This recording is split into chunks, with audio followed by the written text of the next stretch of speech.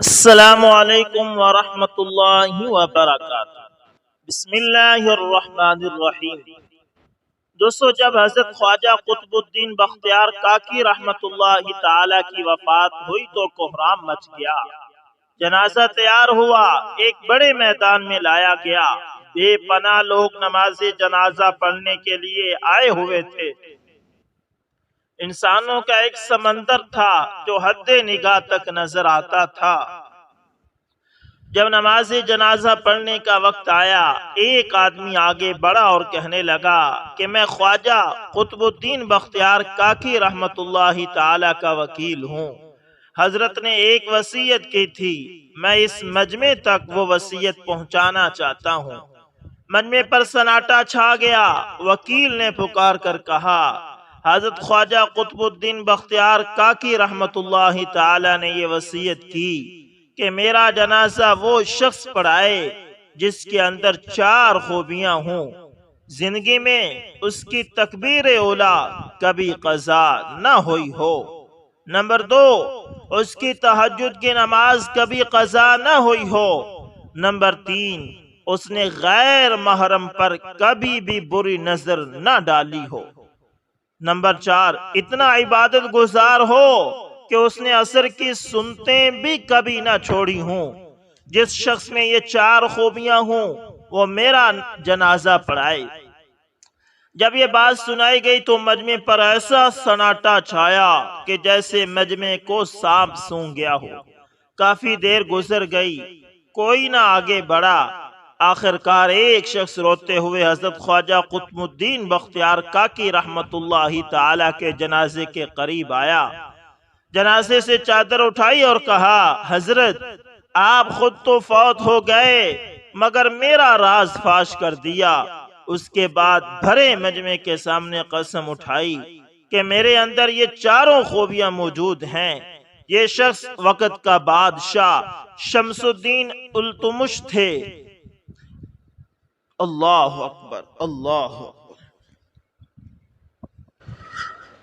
وہ وقت کے بادشاہ بھی ایسے تھے تو پھر ان کی رعایا کیسے؟ اللہ اکبر۔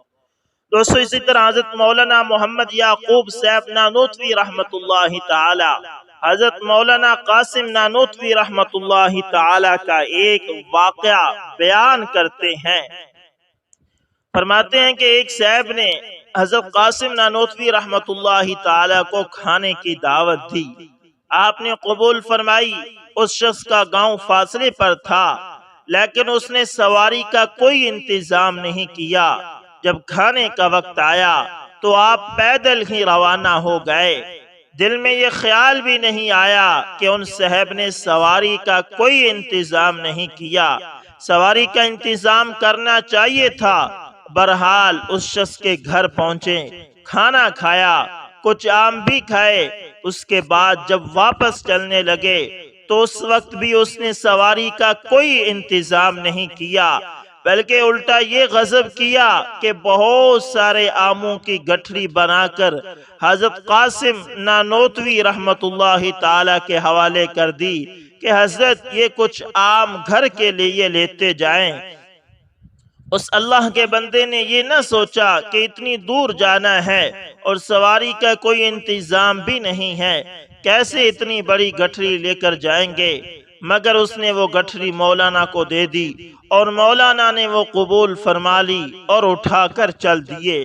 اب ساری عمر مولانا قاسم نانوتوی رحمت اللہ تعالی نے کبھی اتنا بوجھ نہیں اٹھایا تھا، شہزادوں جیسی زندگی گزاری تھی۔ اب اس گٹھری کو کبھی ایک ہاتھ میں اٹھاتے، کبھی دوسرے ہاتھ میں اٹھاتے چلے جا رہے ہیں، یہاں تک کہ جب دیوبند قریب آنے لگا تو دونوں ہاتھ تھک کر چور ہو گئے، نہ اس ہاتھ میں چین نہ اس ہاتھ میں چین۔ آخرکار اس گٹھڑی کو اٹھا کر اپنے سر پر رکھ لیا۔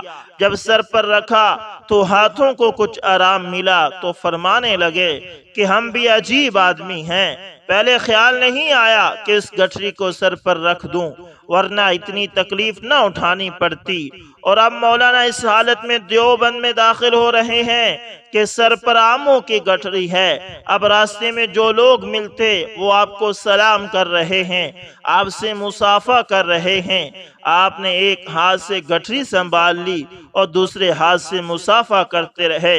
اسی حالت میں آپ اپنے گھر پہنچ گئے اور آپ کو ذرہ برابر بھی یہ خیال نہیں آیا کہ یہ کام میرے مرتبے کے خلاف ہے اور میرے مرتبے سے فروتر ہے۔ بہرحال دوستو، انسان کبھی بھی کام کو اپنے مرتبے سے فروتر نہ سمجھے، یہ ہوتی ہے تواضع، اور یہ اللہ تعالیٰ نے علماء دیوبند کو عطا فرمائی ہوئی تھی۔ اللہ اکبر، اللہ اکبر۔ دوستو، اللہ کے نبی کا ارشاد ہے فی معنی الحدیث، من تواضع للہ رفعہ اللہ، جو اللہ کے لیے تواضع کرتا ہے اللہ تعالیٰ اس کو بلندیوں پر پہنچاتے ہیں۔ اس لیے اپنے اندر تواضع پیدا کریں۔ دوستو، اسی طرح محمد استان کا بادشاہ تھا۔ ایک روز اپنے باغ میں ٹہل رہا تھا کہ اچانک سامنے سے ایک لڑکا دوڑتا ہوا آیا اور بادشاہ سے ٹکرا گیا۔ بادشاہ کی نازک مزاجی تو تاب سخن نہیں رکھتی، ایک لڑکے کا بادشاہ سے ٹکرانا تو بہت بڑی بات تھی۔ محمد تغلق کو بچے کی اس حرکت پر بہت غصہ آیا اور اس نے لڑکے کو چھڑی سے پیٹ ڈالا۔ لڑکا روتا ہوا عدالت میں پہنچا، کیونکہ اس زمانے میں وکیلوں اور فیسوں سے عدالت میں نہیں جایا جاتا تھا۔ قاضی القضاء کے پاس ہندوستان کے شہنشاہ محمد تغلق کے خلاف اس نے استغاثہ دائر کر دیا کہ محمد تغلق نے مجھے ناجائز اور بے قصور پیٹا ہے۔ دوستو، ماضی میں بادشاہوں اور حکمرانوں میں خواہ کتنی ہی ذاتی خرابیاں کیوں نہ ہوں، انہوں نے عدلیہ کو آزاد رکھا ہوا تھا، اور عدلیہ جب تک آزاد رہی ملک میں ہر چھوٹے بڑے کو انصاف ملتا تھا، اور بادشاہ کو رعایا پر ظلم اور تعدی کرنے پر قدغن بھی ہوتی تھی، اور اگر کوئی بادشاہ ظلم و تعدی کے جرم کا مرتکب ہوتا تو عدالت فوراً اس کا محاسبہ کرتی۔ چنانچہ عدالت نے فوراً بادشاہ کے نام سمن جاری کر دیے اور اس کو عدالت میں طلب کر لیا۔ محمد تغلق اب تک بادشاہ کی حیثیت سے نہیں بلکہ ایک ملزم کی حیثیت سے عدالت میں حاضر ہوا اور ملزموں کے کٹہرے میں آ کر کھڑا ہو گیا۔ اس نے قاضی کے سامنے اپنا جرم تسلیم کر لیا اور کہا کہ لڑکے نے مجھے نہیں دیکھا تھا اور مجھ سے واقعی لڑکے کے ساتھ زیادتی ہوئی ہے۔ قاضی القضاء نے بادشاہ کو ایک روز کی مہلت دی اور کہا کہ کل تک اس لڑکے کو راضی کر لو، ورنہ قصاص کے لیے تیار ہو جانا۔ محمد تغلق نے لڑکے کو راضی کرنے کے لیے بہت سا مال و زر دینا چاہا، لیکن وہ کسی صورت رضامند نہ ہوا۔ دوسرے دن بادشاہ قاضی کی عدالت میں پیش ہوا اور بچے کو راضی کرنے میں اپنی بے بسی کا اظہار کیا۔ قاضی نے قصاص کا حکم جاری کر دیا۔ چنانچہ قاضی القضاء کے حکم سے لڑکے نے اسی چھڑی سے جس سے بادشاہ نے اسے پیٹا تھا بادشاہ کے جسم پر 21 بیض مارے، اور بادشاہ نے نہایت صبر و تحمل سے اس چھڑی کی ضربوں کو برداشت کیا اور اف تک نہ کی۔ سزا کے بعد بادشاہ نے 2 رکعت نفل شکرانہ ادا کی کہ حق تعالی شانہ نے اسے عدل و انصاف پر ثابت قدم رکھا، اور دنیا میں اس سے جو غلطی ہوئی تھی اس کی سزا اسے دنیا میں ہی مل گئی۔ اللہ اکبر، اللہ اکبر۔ یہ بھی تھے وقت کے بادشاہ، بادشاہ ایسے بھی ہوتے ہیں۔ اللہ اکبر، اللہ تعالیٰ سے دعا ہے کہ اللہ تعالیٰ ایسے بادشاہ پاکستان کو بھی عطا فرمائے۔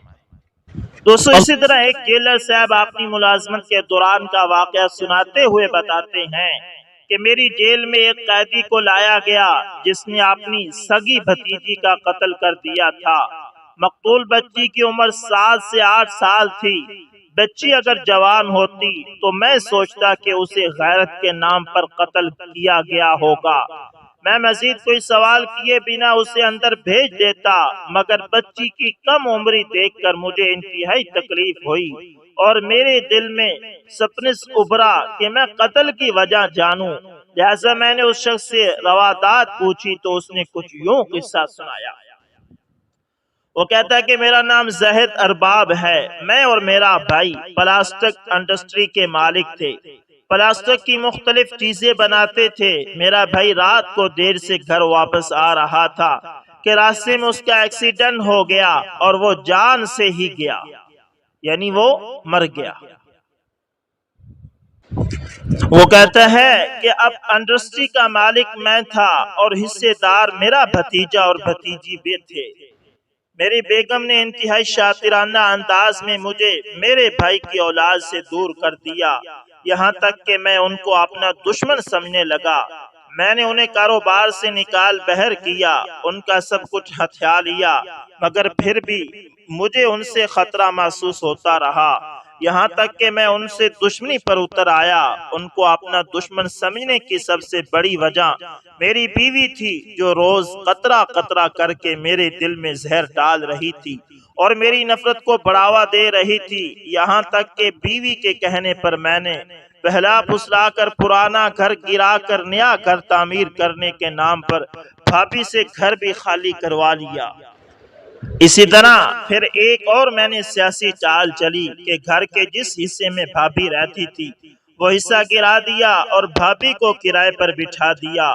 2 برس گزر جانے کے باوجود نہ تو بھابھی کا گھر تعمیر کروایا اور نہ ہی اپنا گھر گرایا۔ جب بھابھی کے اکاؤنٹ میں موجود جمع پونجی ختم ہونے لگی تو بھابھی نے دبے لفظوں میں گھر کی تعمیر کا مطالبہ شروع کر دیا۔ میں اسی موقع کی انتظار میں تھا جب بھابھی اپنے گھر کی تعمیر کا مطالبہ کیا تو میں نے بھابھی سے کہا کہ ہم لوگ یہ گھر اور یہ جگہ بیچ کر کسی اچھی سوسائٹی میں منتقل ہو جاتے ہیں۔ وہ بیچاری کم عقل عورت اب بھی میری چال کو نہ سمجھ سکی اور میری بات مان لی۔ میں نے بھابھی کے گھر کی زمین اور پلاٹ اپنی بیوی کے بھائی کے نام لگا دیا اور پھر اسی طرح کی ایک اور چال، بھابھی کے نام سے کاروبار بھی اپنے نام منتقل کروا لیا۔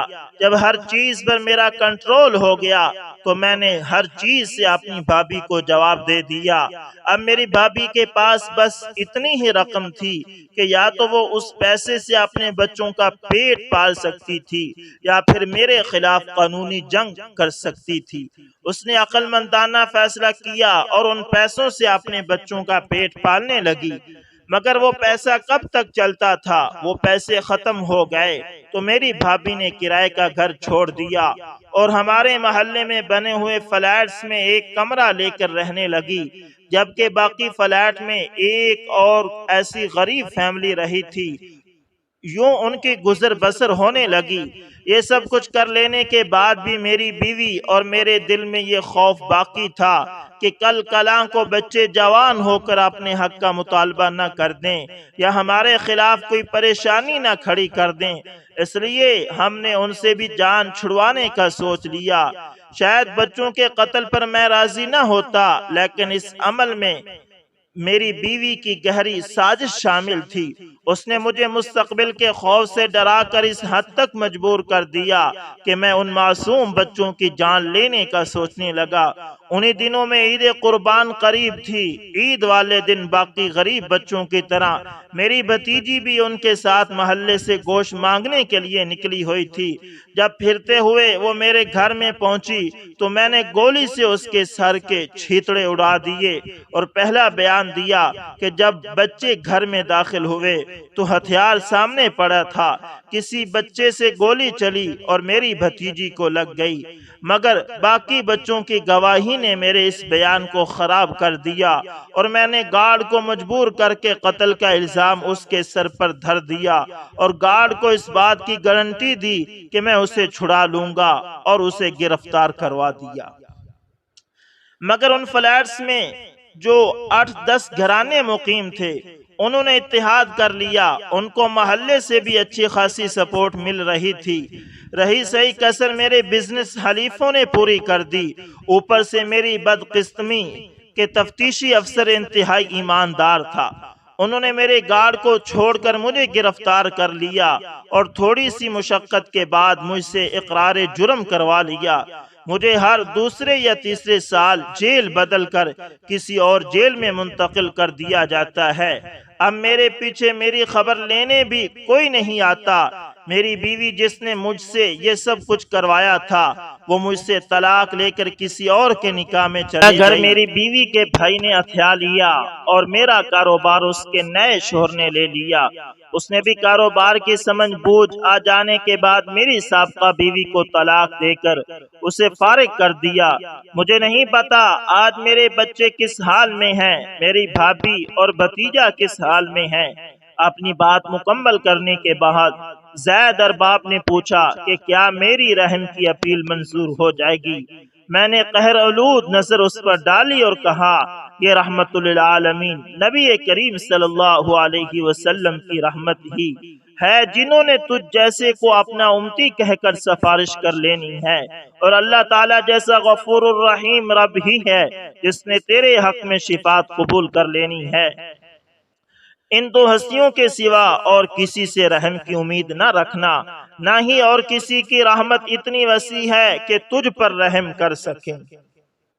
اپنی بات کو مکمل کرنے کے بعد اس نے آگے چلے جانے کا کہا اور ساتھ ہی نصیحت کی کہ دوبارہ کبھی میرے سامنے نہ آنا، تم جیسے درندوں کا ٹھکانہ جیل نہیں جہنم ہے۔ میں اپنی کہانی کے آخر میں بس اتنا ہی کہوں گا کہ عید کے اس پرمسرت موقع پر دہلیز پر آنے والے سوالی کو استطاعت کے مطابق کچھ نہ کچھ ضرور دینا، اگر نہ بھی دے سکیں تو ان کو عزت نفس سے مجروح نہ کرنا۔ دوستو امید کرتا ہوں ویڈیو اچھی لگی ہوگی، پسند ہے تو لائک شیئر کمنٹ لازمی کریں، اور اگر آپ ہمارے چینل پر نئے تو اس کو لازمی سبسکرائب کریں۔ دوستو ملتے ہیں کسی نیکسٹ اچھی سی ویڈیو کے اندر، تب تک کے لیے اللہ حافظ، جزاکم اللہ خیر۔